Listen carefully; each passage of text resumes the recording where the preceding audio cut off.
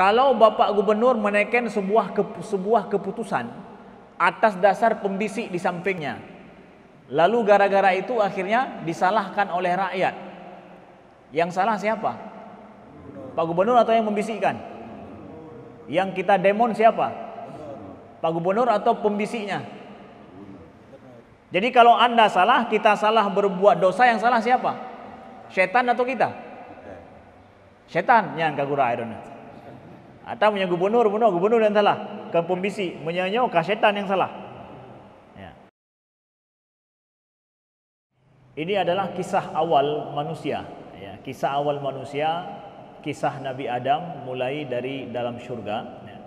Kita akan ambil banyak pelajaran penting dari kisah yang Allah sebutkan di dalam Al-Quran dalam banyak surat.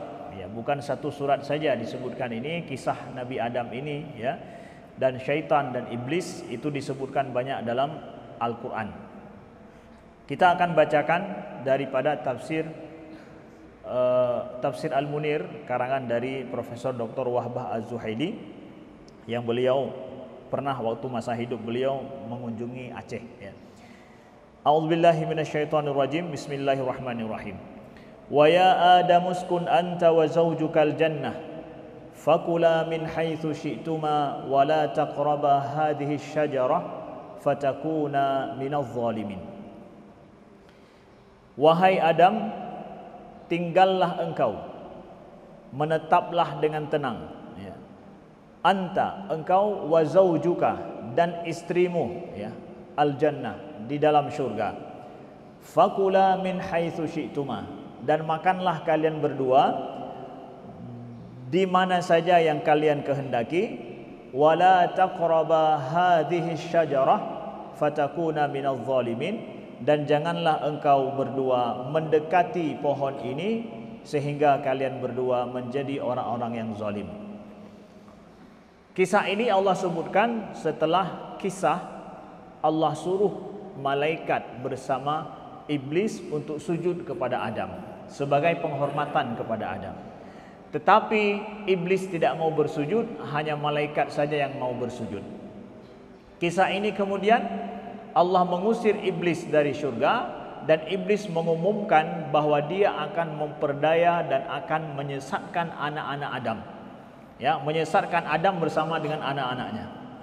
Dan iblis sudah ambil janji itu dengan Allah.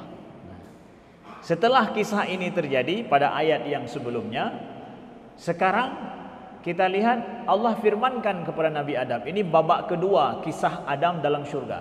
Ya, ini babak keduanya. Babak pertama itu adalah masalah iblis yang tidak mau sujud, yang sujud hanya malaikat. Babak keduanya ini Allah firmankan kepada Nabi Adam, wahai Adam, uskun anta wa zawjuka. Ya. Uskun itu bermakna adalah, kalau dalam bahasa kita, tinggal, menetap. Dan dia punya makna lain juga, bermakna adalah berdiam diri dengan tenang, sakana. Di sini diambil kata-kata sakinah kemudian.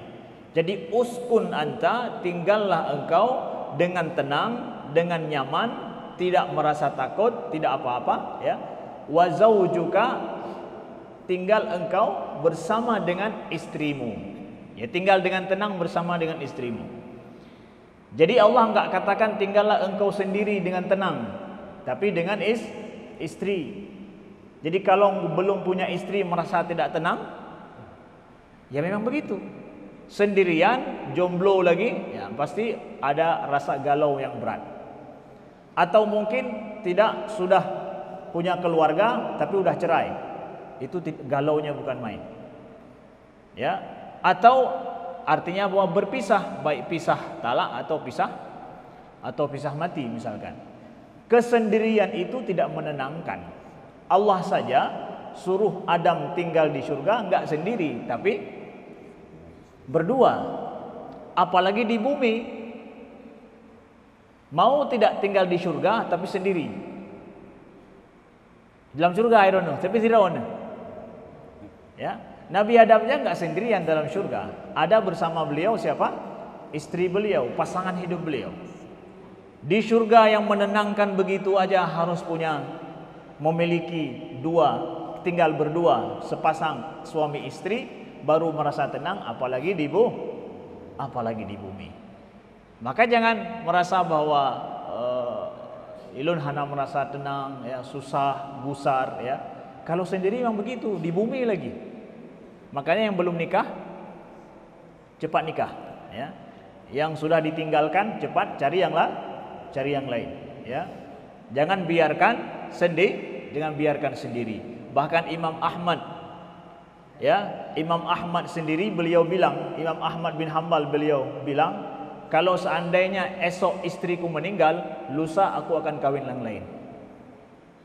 Golong meninggal kau pegah menan, pakan? Ya, untuk menjaga dirinya, tidak salah, ya. Tidak salah. Bukan tidak setia, tapi menjaga diri. Nah. Kemudian kita lihat, fakula min haitsu syi'tuma wa la taqraba hadhihi syajarah. Maka makanlah, ya, kalian berdua di mana saja yang kalian suka dalam surga ini. Mana-mana suka, ya. Wala taqraba hadhihi syajarah, jangan kalian berdua mendekati pohon ini, satu pohon. Fatakuna minadh zalimin, sehingga kalian berdua menjadi orang-orang zalim. Nah, Allah beri izin kepada Adam dan Hawa untuk makan di mana saja dari dalam surga itu. Ini adalah perumpamaan daripada halal dan haram. Agama itu perintah dan larangan. Kita harus paham bahwa ada perintah dan larangan, ada agama. Enggak ada perintah dan enggak ada larangan dalam hidup, berarti agama tidak berlaku. Jadi kalau orang mengatakan bahwa saya enggak mau ada perintah dan larangan, berarti Anda tidak beragama. Hubungan antara Allah dengan manusia, dengan hambanya itu adalah hubungan perintah dan larangan memang. Kalau saya dalam hidup enggak begitu peduli dengan perintah dan larangan Allah, saya tidak punya agama.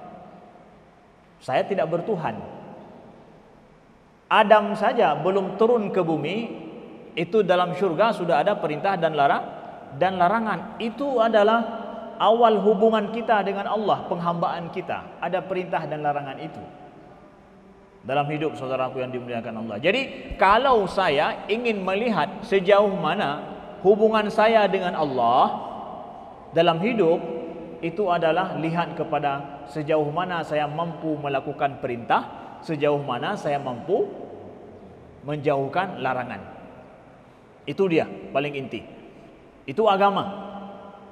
Ya, kalau enggak demikian, ya berarti kita tidak beragama.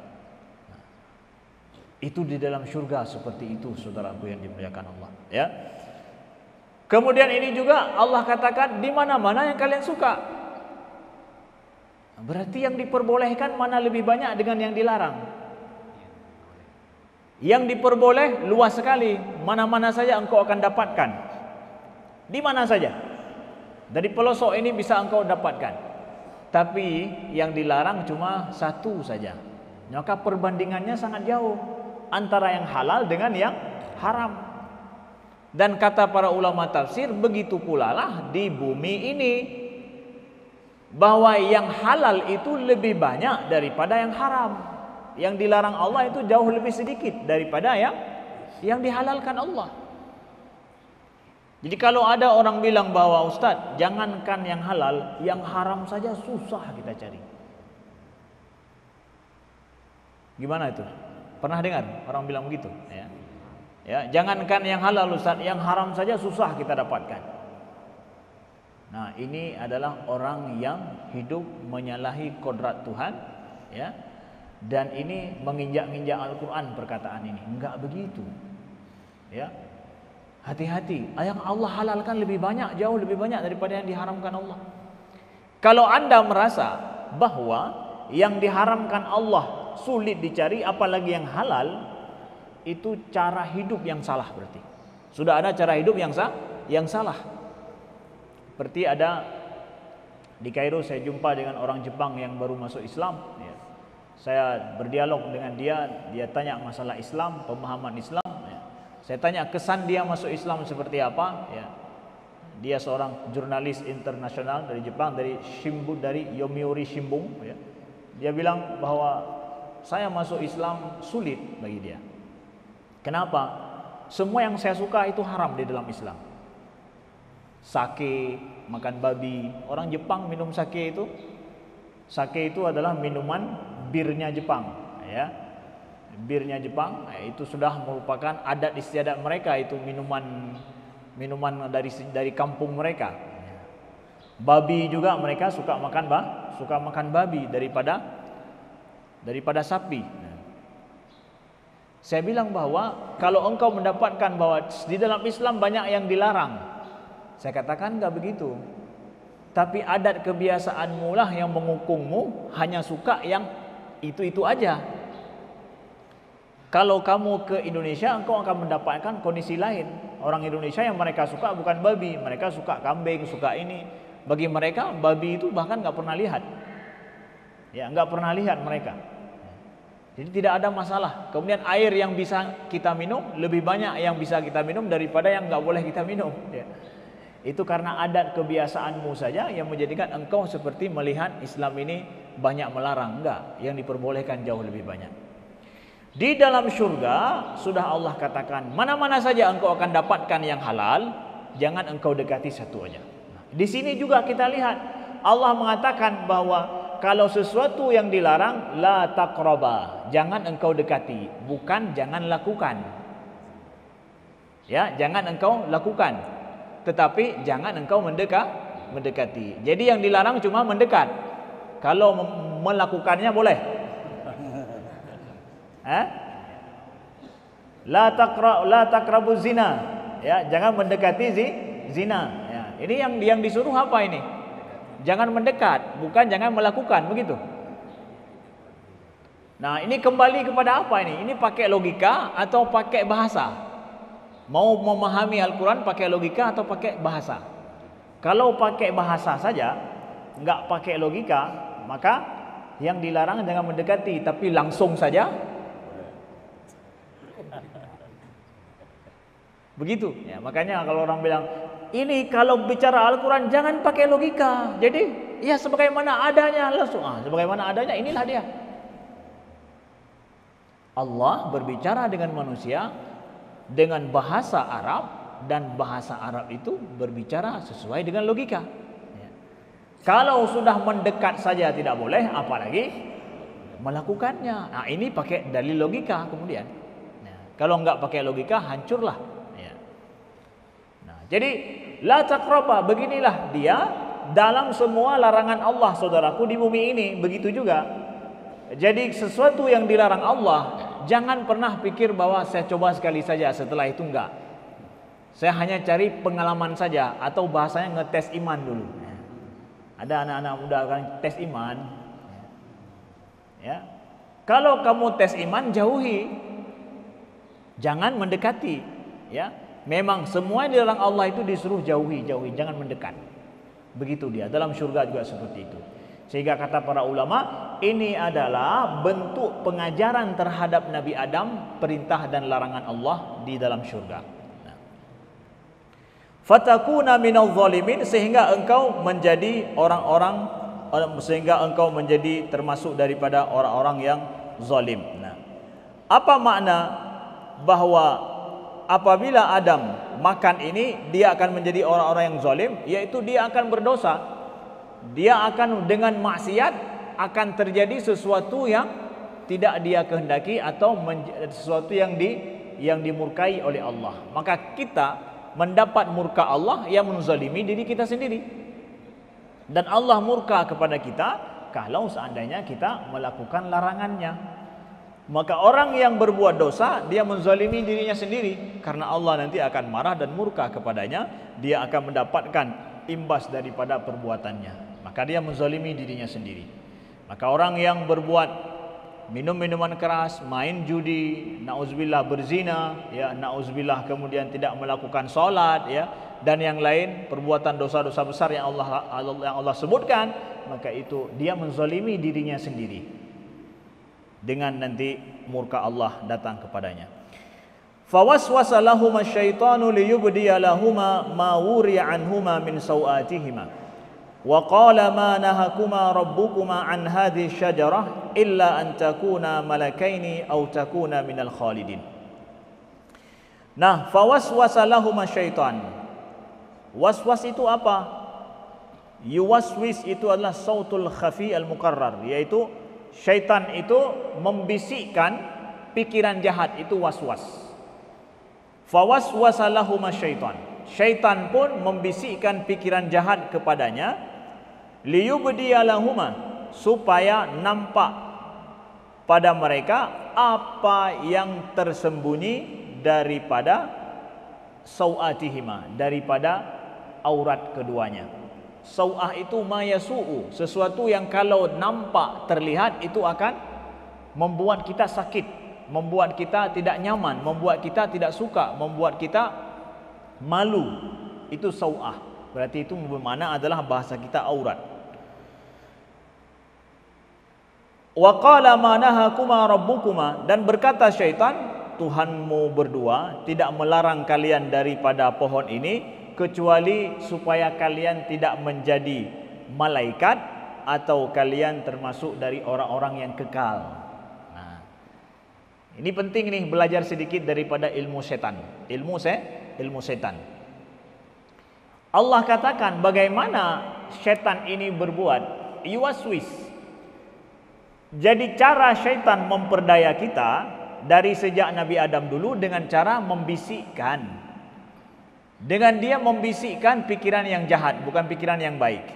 Yuwaswis. Maka sampai akhir surat dalam Al-Quran surah An-Nas, alladzi yuwaswisu fi sudurin nas minal jinnati wan nas, yang membisikkan kepada hati dada manusia.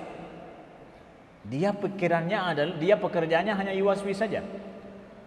Jadi kalau begitu, yang mengerjakan siapa? Yang mengerjakan manusia. Dia hanya membisikkan. Jadi yang salah siapa?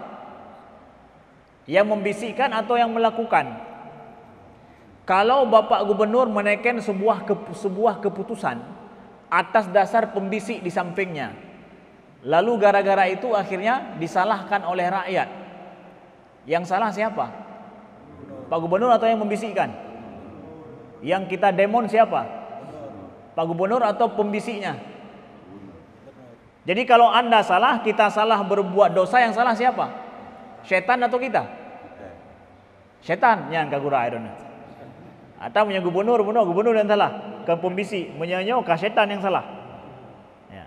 Kalau kita berbuat salah, siapa yang salah? Nah, setan hanya membisikkan. Maka dalam ayat yang lain syaitan katakan bahwa wa ma kana liya alaikum min sultanin illa an da'autukum fastajabtum li. Kata syaitan, aku tidak punya kekuatan apa-apa atas kalian. Illa an da'autukum fastajabtum li, kecuali hanya karena aku panggil kalian, aku ajak kalian, kalian datang. Fala talumuni walumu anfusakum, kata syaitan. Maka jangan engkau kalian salahkan aku, salahkan diri kalian. Logis enggak syaitan ini? Logis sekali dia ngomong. Ya. Tapi omongannya ini nanti di hari kiamat dia akan ngomong ini. Allah kasih tahu cepat pada kita dalam Al-Quran. Syukur Allah kasih tahu. Maka yang baca Quran dia tahu, oh menan syaitan rupaji. Jadi hanya tak ikut, tinggal pelihara oi. Ya, setelah itu dia enggak mau tanggung jawab. Dia bilang jangan salahkan aku. Ya, di dunia saja kita juga begitu. Pembisik tidak salah. Yang salah yang buat keputusan. Ya. Lalu di sini ada bagaimana kita tahu apakah dalam hidup ada malaikat, ada syaitan yang membisik pada kita? Ada. Ya. Ada syaitan yang membisikkan pada kita, ada malaikat yang membisikkan yang baik pada kita. Lalu bagaimana cara kita tahu ini bisikan syaitan, ini bisikan malaikat? Kalau bisikan syaitan, ya, kalau bisikan syaitan, dia membuat kita suka pada sesuatu yang dilarang Allah. Ya, dan membuat kita tidak suka pada sesuatu yang disuruh oleh Allah.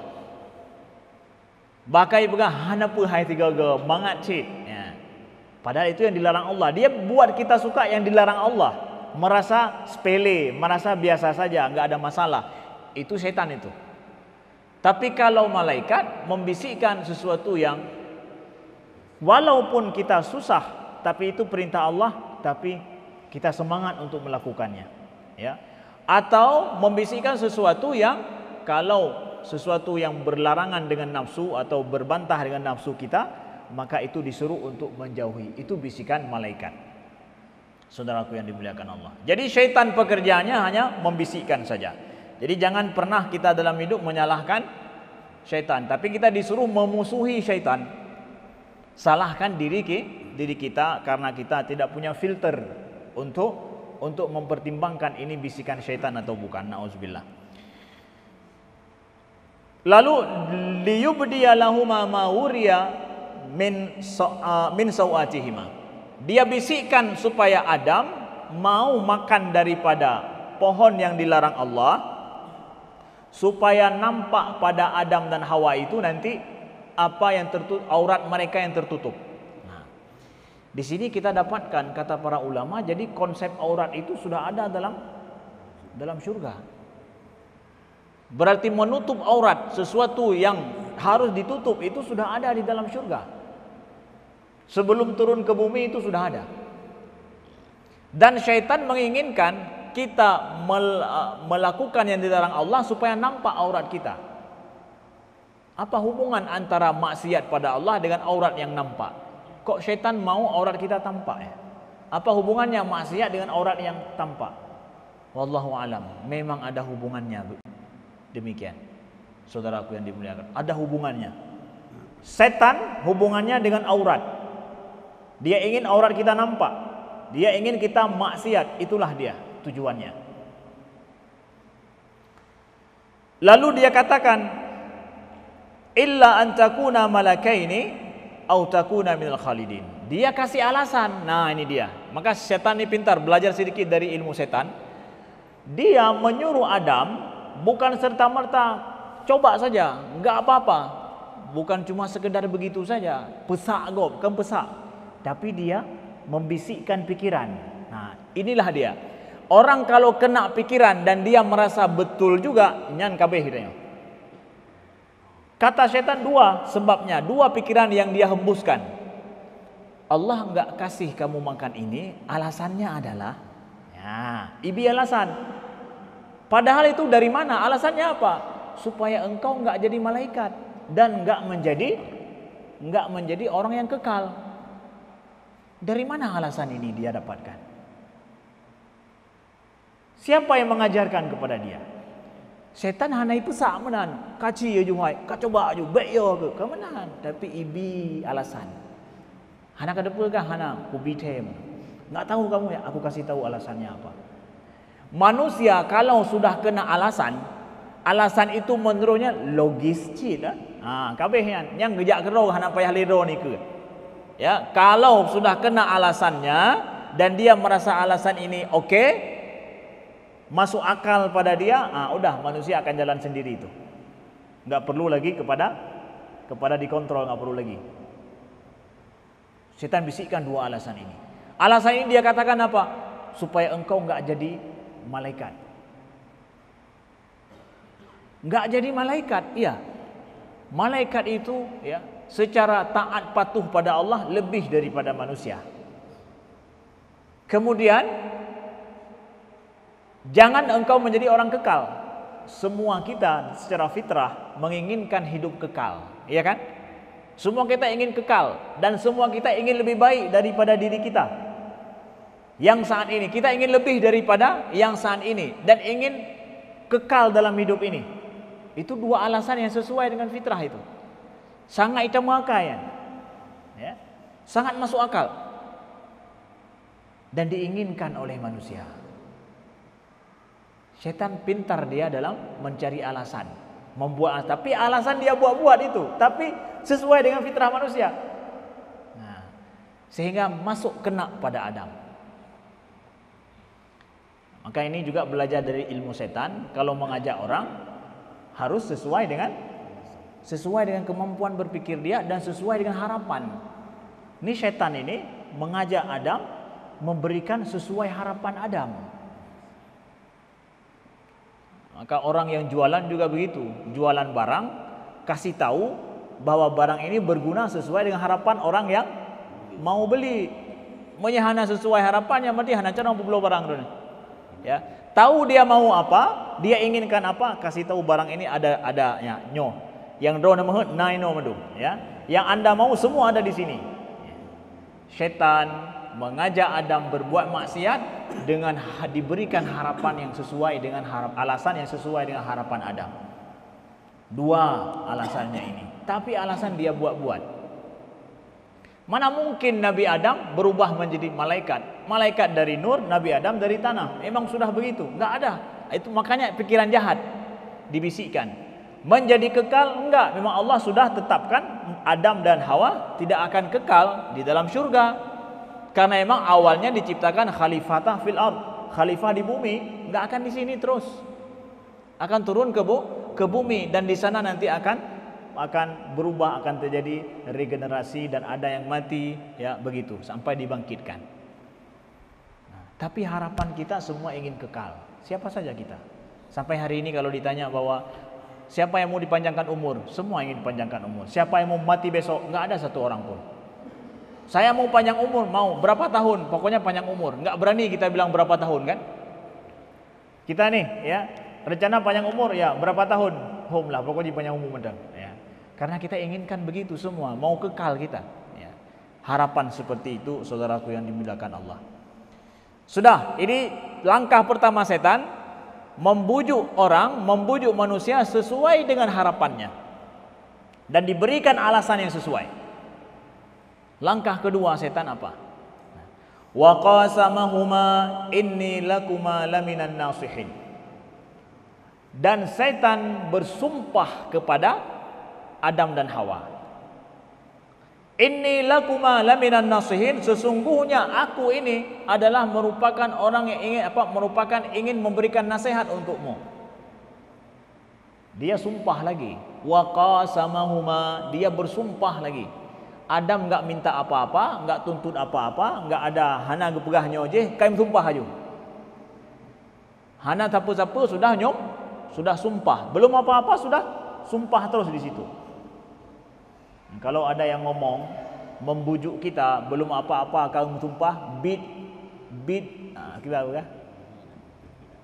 Macam-macam cara pegah kan? Bid loan, demi Tuhan, demi Allah, belum apa-apa dah sumpah-sumpah dia. Itu berarti syaitan.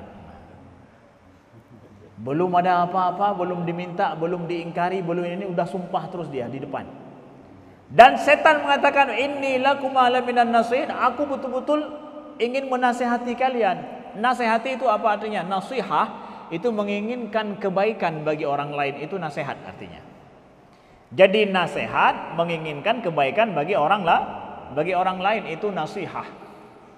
Maka kalau ada orang bilang bahwa ada orang yang menolak nasihat, enggak. Kalau memang nasihat enggak ditolak. Nasihat itu kebaikan. Kadang ada orang bilang bahwa Ustaz, saya sudah menasihati dia, tapi dia enggak mau dengar. Jangan cepat salahkan orang. Enggak mau dengar nasihat. Tapi salahkan kita dulu. Kita ini udah seperti setan enggak? Maksudnya apa Ustaz? Setan aja memastikan dia itu betul-betul orang pemberi nasihat. Tanya kira kadang hana yakin lo betul orang beri nasihat bukan le. Ya, kita kasih nasihat kita aja belum yakin kita sebagai orang yang pantas kasih nasihat. Maka kadang cara kita kasih nasihat salah, orang enggak mau dengar. Kadang kita yang salah, makanya orang enggak mau dengar. Kadang kita yang salah, maka orang enggak mau ikut. Jadi sebaiknya ya kalau orang belum mendengar nasihat kita, ya jangan tuduh dia yang enggak mau dinasehati, tapi kadang cara saya masih salah. Dia enggak yakin dengan nasihat saya. Nah, setan meyakinkan dirinya, inni lakuma laminan nasihin. Dia pakai dua kata penekanan. Inni, sesungguhnya aku, ya. Lakuma, bagi kalian, laminan nasihin. Lam taukid lagi, dua kali dia pastikan bahwa dia adalah orang yang betul-betul menginginkan kebaikan bagi Adam. Udah sumpah, dipakai ini lagi. Jadi betul-betul semua yang meyakinkan dia pakai. Cara ngomong yang meyakinkan dia pakai.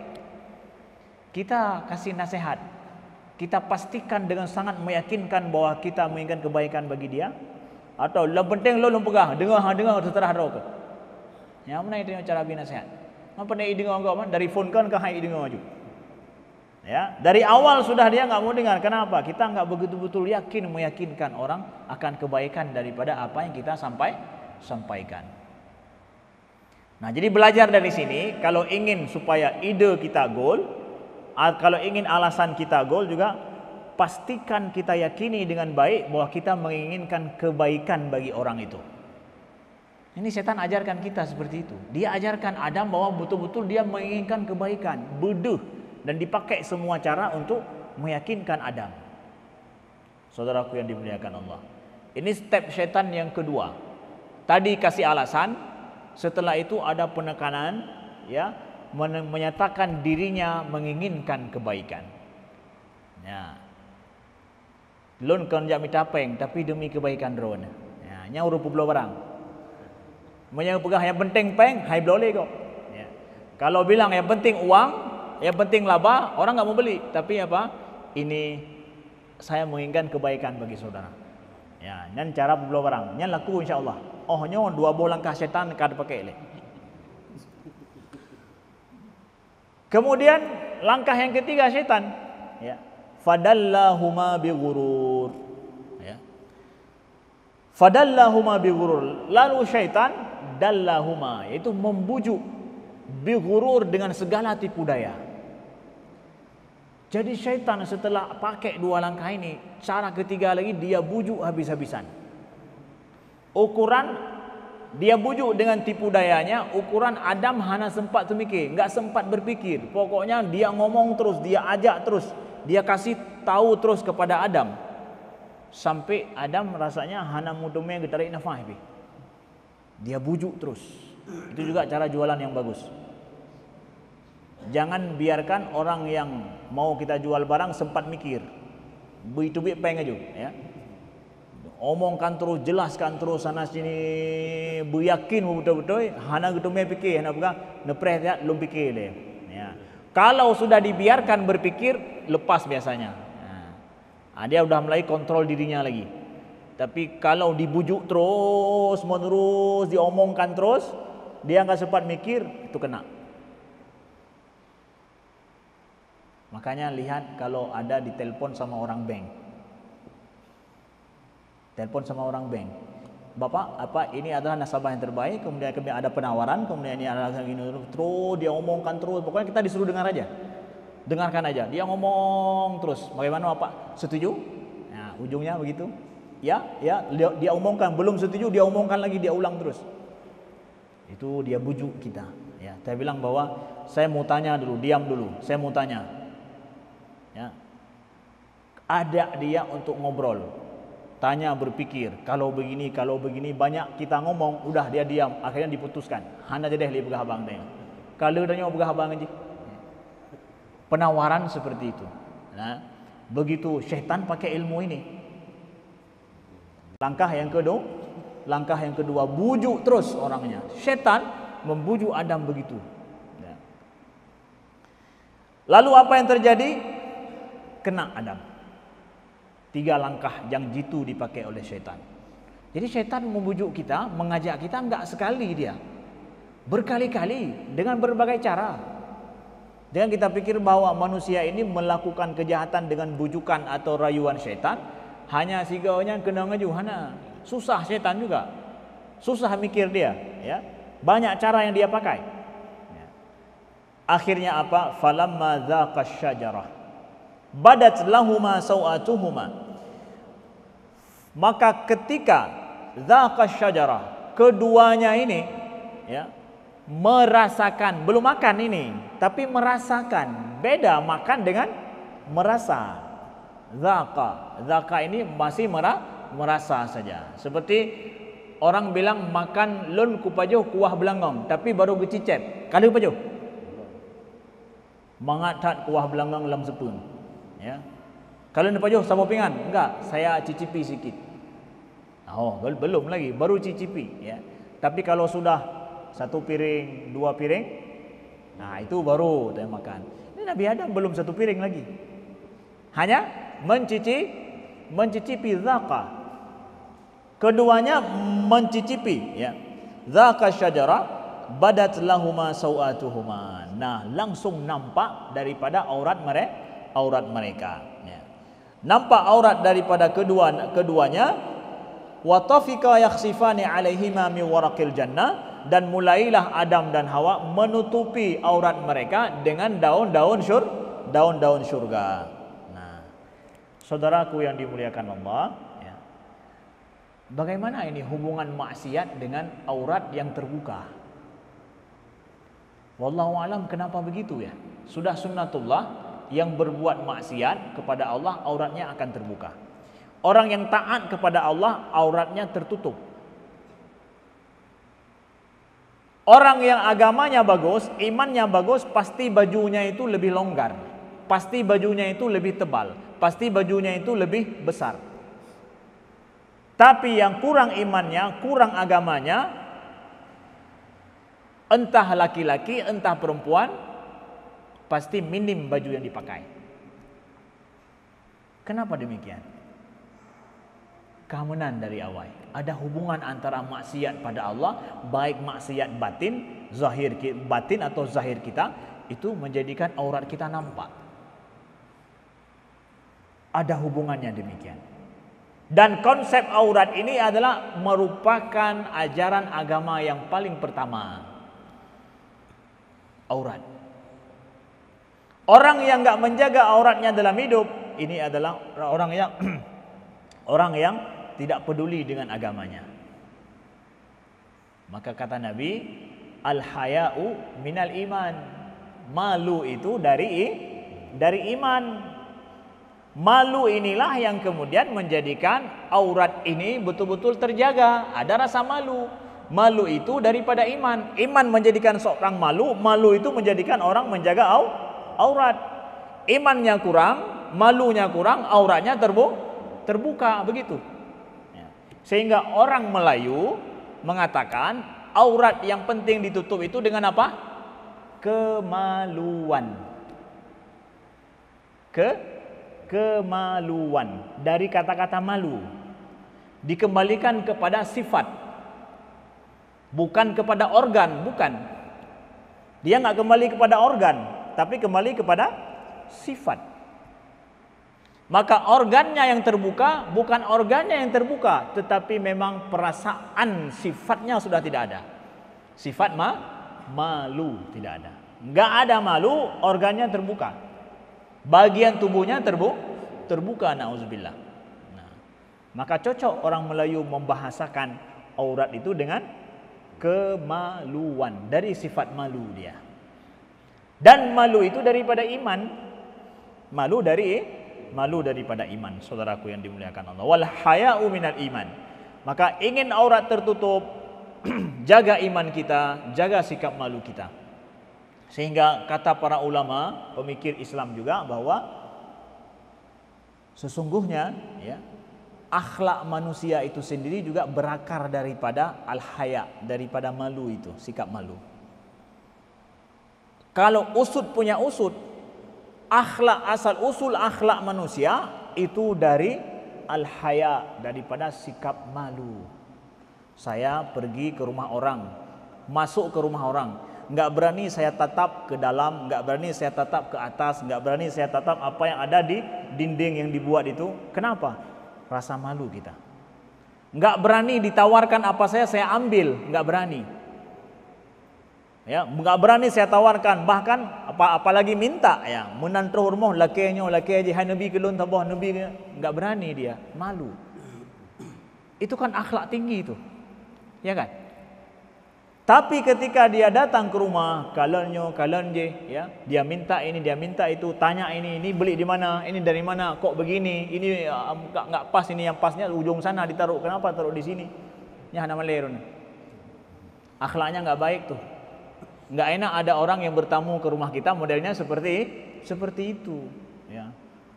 Tapi yang bertamu ke rumah kita, kata yu tamong lehaga, anak tamong cilom, malay gitu. Ya. Itu sikap malu dan itu akhlaknya baik. Ada malu itu. Jadi kata para ulama Islam, akhlak itu semua nantinya berakar kepada malu, dan malu itu dari iman.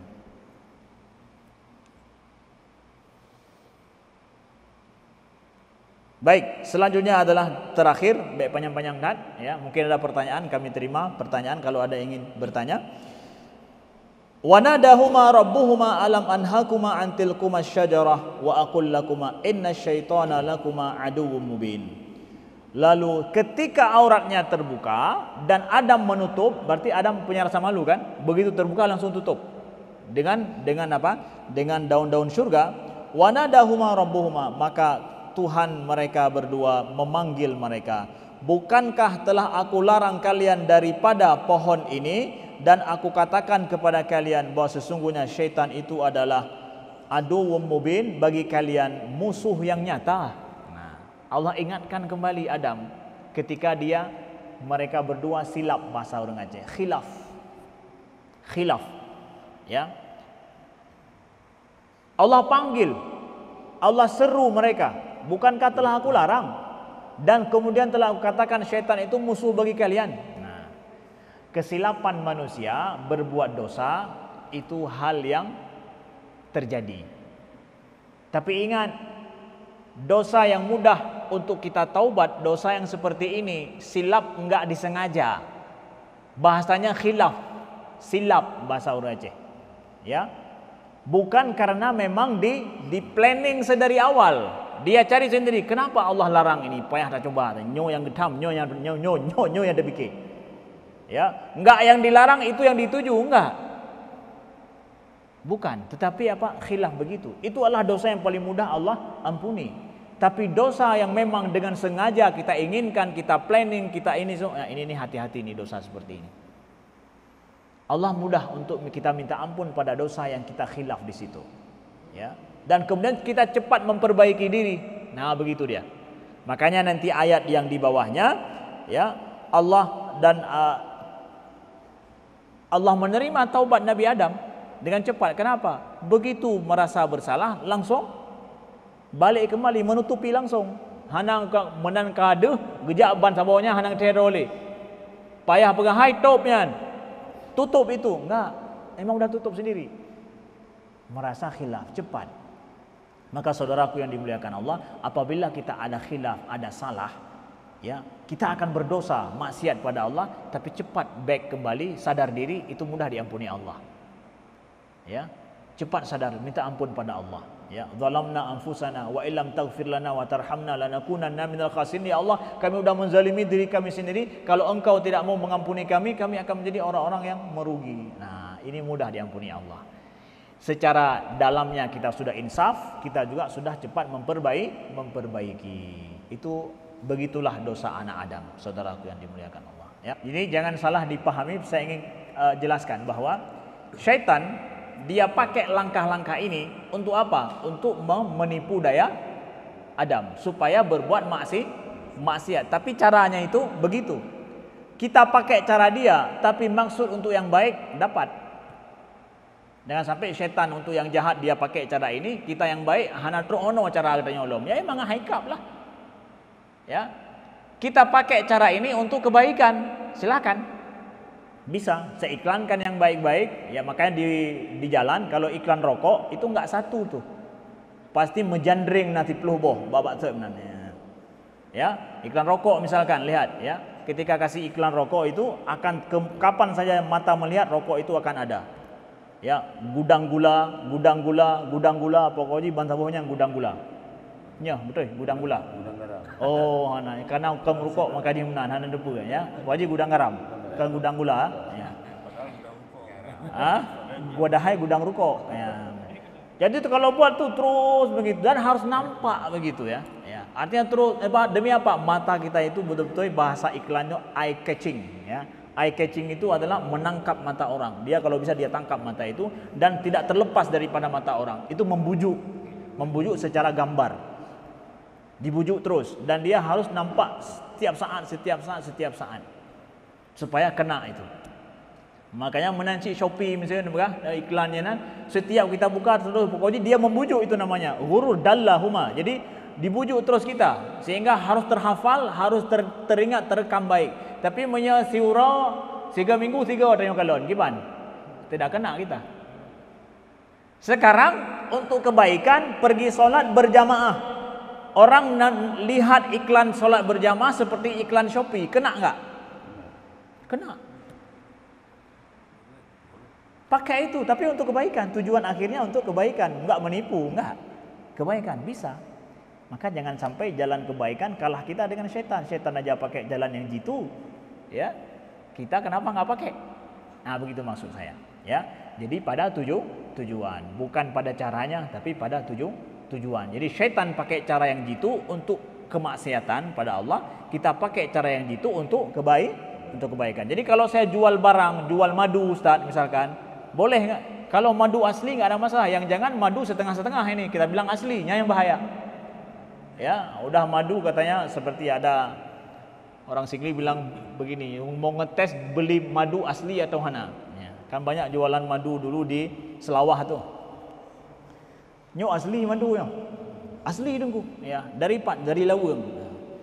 Nyo ilun punya madu asli saya kurang diterima di ini. Saya mau yang ada campuran sedikit katanya. Nah, oh sin madu mio. Kena. Sin madu mio campuran madu kami. Berarti anak bunuh karena perlu yang asli. Tadi perlu yang asli dibilang semua asli. Ya sekarang perlu yang ya madu pegawai. Tapi berarti anak yang asli minta buah. Ya, begitu maksud saya, maksud kita tadi. Silakan. Terima kasih. Ya. Jadi apakah buah khuldi itu adalah buah batang tubuh Hawa ya? Dikatakan buah batang tubuh Hawa. Istilah buah khuldi itu istilah syaitan. Syajaratul khuldi wa mulkil la yabla. Itu adalah tipu daya syaitan. Itu merek syaitan itu. Syaitan adalah mengatakan ini buah khuldi nih, Adam. Kalau kamu makan ini kamu akan kekal. Jangan percaya, jangan pakai istilah ini, ya. Kalau kita mau katakan itu buah khuldi, kita kena perangkap syaitan. Itu aslinya bukan buah khuldi, ya pokoknya syajarah begitu. Tapi kemudian syaitan kasih merek. Dia kasih merek karena kalau barang begitu aja tanpa merek kan nggak ada yang mau beli. Mereknya harus bagus. Dia buatlah merek yang bagus sama setan itu. Namanya mereknya apa? Syajaratul khuldi. Tapi merek untuk menipu Adam. Lalu datang kita mengatakan Adam makan buah khuldi. Jangan percaya. Itu bukan buah khuldi. Buah khuldi itu merek setan itu. Jadi kita jangan pakai itu yang dimakan buah khuldi. Bukan buah khuldi. Apa juga namanya, entah apa itu pokoknya. Karena Allah nggak kasih tahu namanya apa. Nama aslinya itu Allah nggak kasih tahu. Tapi buah khuldi itu adalah merek daripada setan. Nah, ya, ciptaan syaitan, nama ciptaan syaitan, merek syaitan, semua punya syaitan. Maka jangan pernah kita sebut-sebutkan merek syaitan karena sudah mempromosikan barang dia nanti. Kemudian, nah begitu. Jadi enggak. Jadi seperti apa dia? Wallahu alam seperti apa? Kita tidak dijelaskan oleh Allah seperti apa itunya. Karena yang penting bukan seperti apa buahnya, seperti apa rasanya, seperti apa bentuknya, tetapi tipu daya syaitan dan bagaimana kejadian itu yang Allah ingin gambarkan pada kita. Selanjutnya penjelasan setelah itu tidak penting dan tidak perlu. Tidak perlu dan tidak, kalau enggak ada riwayat yang sahih daripada itu kita enggak perlu pada penjelasan itu. Itu konsep sejarah dan juga kisah dalam Al-Quran. Yang Allah enggak jelaskan detail, enggak usah dibaca yang detail. Walaupun ada nanti penjelasannya, ada yang katakan begini nih detailnya.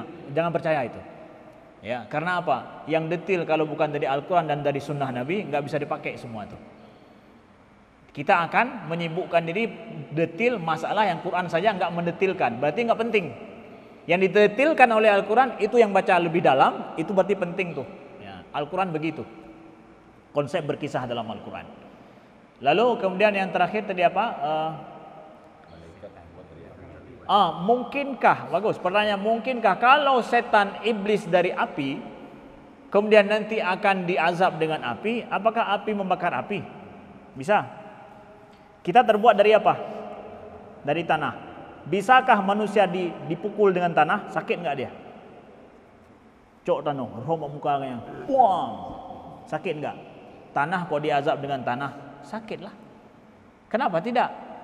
Api neraka itu, api nar itu, kalau Nabi katakan api yang sudah ada di bumi itu yang bisa membakar kita, itu perbandingannya dengan neraka itu sungguh jauh sekali. Jauh sekali. Perbandingannya jauh sekali. Dan apakah cuma api saja di sana? Bukan cuma api saja. Ada yang lain, bahasa saja istilahnya api, nar. Hakikat lebihnya neraka itu lebih daripada api itu saja yang kita kenal. Nah, kenapa tidak? Bisa diazab, manusia aja diazab pakai tanah kok. Ya, api itu lebih daripada itu lagi. Nah, begitu, ya. Logikanya begitu. Logika sederhananya. Manusia dari tanah bisa diazab dengan tanah. Bagaimana dengan itu? Ya, silakan.